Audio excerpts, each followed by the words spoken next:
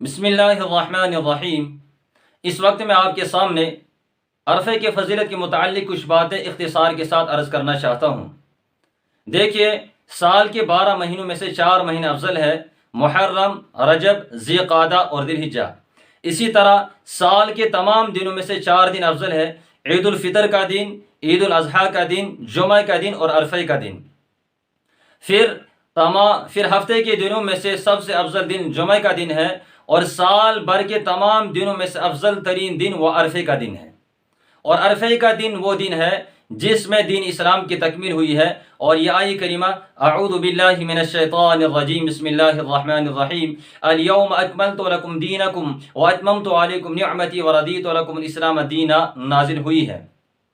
عرفے کے دن اللہ تبارک و تعالیٰ نے آدم علیہ السلام کی ذریت سے عہد و پیمان لیا تھا۔ فرمایا تھا: الست بربکم، کیا میں تمہارا رب نہیں ہوں؟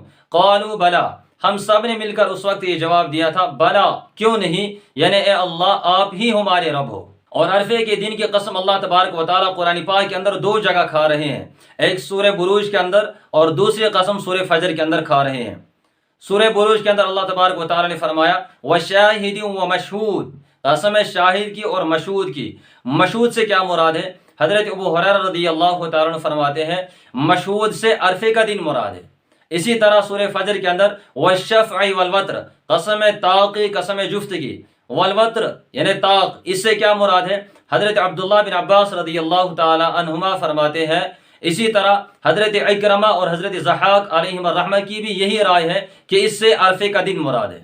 تو آپ خود اندازہ لگائیے کہ ان کی قسم اللہ تبارک و تعالیٰ خود کھا رہے ہیں، اور قسم قابل احترام، قابل عظمت چیز کی ہی کھائی جاتی ہے۔ تو جس چیز کی یا جس وقت کی، جس دن کی اللہ تبارک و تعالیٰ قسم کھائے، وہ دن اللہ تبارک و تعالیٰ کی یہاں کتنا اہم اور کتنا قابل عظمت ہوگا۔ اور اسی دن کے متعلق صحیح مسلم شریف کے اندر روایت ہے، حضرت عائشہ صدیقہ رضی اللہ تعالیٰ عنہ بیان کرتی ہے، رسول اللہ صلی اللہ علیہ وسلم نے فرمایا کہ یوم عرفہ سے زیادہ اللہ تبارک و تعالیٰ سال بھر کے تمام دنوں میں سے کسی دن بھی اتنے لوگوں کو جہنم سے آزاد نہیں کرتے ہیں جتنا اللہ تبارک و تعالیٰ اس دن یعنی عرفے کے دن لوگوں کو جہنم سے آزاد کر دیتے ہیں۔ اللہ تبارک و تعالیٰ ہم سب کو ناری جہنم سے بچائے۔ اسی طرح اس دن کے روزے کی فضیلت بھی حدیث کے اندر بیان کی گئی ہے۔ چنانچہ ترمذی شریف کے اندر اور صحیح مسلم کے اندر روایت ہے، رسول اللہ صلی اللہ علیہ وسلم نے فرمایا کہ جو بندہ اس دن یعنی عرفے کے دن روزہ رکھے تو مجھے اللہ تبارک و تعالیٰ کی ذات سے امید ہے کہ وہ اس روزے کے بدلے اس کے گزرے ہوئے سال کے اور آئندہ سال کے گناہ معاف فرما دیں گے۔ یعنی اس دن کا روزہ رکھنے سے اللہ تبارک و تعالیٰ 2 سال کے گناہ معاف فرماتے ہیں۔ اور الاشبہ والنذائر کے حاشیے کے اندر یہ بات لکھی ہوئی ہے کہ اگر کوئی شخص اس دن رمضان کا قضا روزہ رکھے تو اس کے ذمے سے رمضان کا قضا روزہ ہی ادا ہو جائے گا، البتہ محض نیت کرنے کی وجہ سے اسے انشاءاللہ تعالی عرفے کے روزے کا ثواب مل سکتا ہے، اور یہ اللہ تبارک و تعالی کی رحمت سے کچھ بعید بھی نہیں ہے۔ لہٰذا اس دن کی عظمت کو جانے، اس دن کے قدر کو جانے اور اس دن کی عبادات کا خوب اہتمام کریں، بالخصوص روزے کا اہتمام کریں۔ اللہ تبارک و تعالی مجھے اور ہم سب کو اس دن روزہ رکھنے کی توفیق عطا فرمائے اور باقی تمام عبادات کرنے کی توفیق عطا فرمائے۔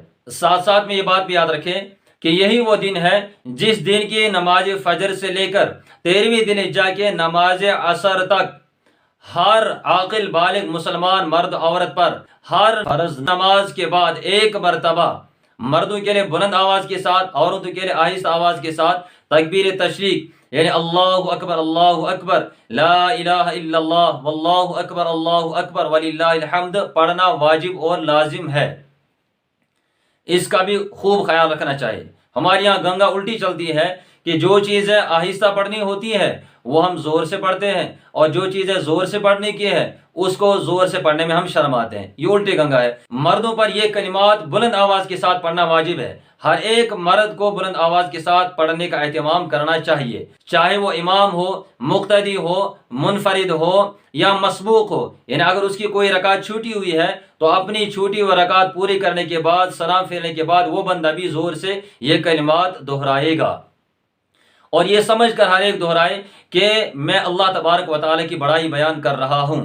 اور اللہ تبارک و تعالیٰ کی بڑائی بیان کرنا یہ بہت ہی ایک اہم عمل ہے۔ اسی چیز کا اللہ تبارک و تعالیٰ نے رسول اللہ صلی اللہ علیہ وسلم کو سب سے پہلے حکم دیا تھا، یا ایھا المدثر قم فانذر وربک فکبر، او چادر میں لپٹنے والے کھڑے ہو جائے اور لوگوں کو ڈرائیے اور اپنے پروردگار اللہ تبارک و تعالیٰ کی بڑائی بیان کیجیے، کیونکہ اس وقت تو لوگوں کے دلوں میں بت گھسا ہوا تھا، وہ بتوں کی بڑائی بیان کیا کرتے تھے۔ تو اللہ تبارک و تعالیٰ نے فرمایا کہ ان کے سامنے میری بڑائی بیان کرو تاکہ ان کو میری عظمت معلوم ہو جائے، ان کو میرا مرتبہ، میرا مقام معلوم ہو جائے۔ اسی طریقے سے آج کل ہمارے دلوں کے اندر بھی دنیا کا بت بسا ہوا ہے، تجارت کا بت بسا ہوا ہے، اور کاروبار باقی چیزوں کا بت بسا ہوا ہے۔ ان بتوں کو نکالنا ہے دلوں سے۔ یہ بت کیسے دل سے نکل جائیں گے کہ ہم اللہ تبارک و تعالیٰ کی خوب بڑائی بیان کریں، اللہ تبارک و تعالیٰ کی خوب عظمت بیان کریں۔ قرآن کریم کے اندر ہے وَاذْكُرُوا اللَّهَ فِي أَيَّامٍ مَعْدُودَاتٍ کہ متعین دنوں میں اللہ تبارک و تعالیٰ کی خوب بڑائی بیان کیجیے۔ مفسرین کرام علیہم رحمہ فرماتے ہیں کہ اس سے ایام تشریق بھی مراد ہے، لہذا ایام تشریق میں اللہ تبارک و تعالیٰ کی بھرپور بڑائی بیان کرنی چاہیے۔ ہاں یہ بات بھی یاد رکھیں کہ فرض نماز کے بعد صرف ایک مرتبہ پڑھنا لازم اور ضروری ہے۔ اگر کوئی ایک مرتبہ سے زائد پڑھتا ہے اور سنت سمجھ کر پڑھتا ہے تو وہ غلط کرتا ہے، یہ جائز نہیں ہے۔ ہاں اگر ذکر کے ارادے سے بطور ذکر وہ پڑھنا چاہتا ہے، پھر چاہے 2 مرتبہ پڑھے، 3 مرتبہ پڑھے یا 5 مرتبہ یا 10 مرتبہ پڑھے، وہ پڑھ سکتا ہے، لیکن سنت سمجھ کر 3 مرتبہ پڑھنا یہ بالکل بھی درست نہیں ہے۔ بس ایک مرتبہ واجب ہے، لہذا ایک مرتبہ پڑھنے کا اہتمام کرنا چاہے۔ پھر نمازوں کے آگے پیچھے ان کلمات کی کثرت کرے یا باقی تسبیحات پڑھے، اللہ تبارک و تعالیٰ کی کبریاء جن کلمات کے اندر ہو وہ کلمات بار بار دہراتے رہیں تاکہ ہمارے دلوں سے دنیا کی محبت نکل جائے۔ تو اتنی اللہ تبارک و تعالیٰ کی بڑائی بیان کریں کہ اللہ تبارک و تعالیٰ کی عظمت دلوں کے اندر آ جائے۔ اللہ تبارک و تعالیٰ ان باتوں پر عمل کرنے کی توفیق عطا فرمائے۔ وما علینا الا البلاغ المبین۔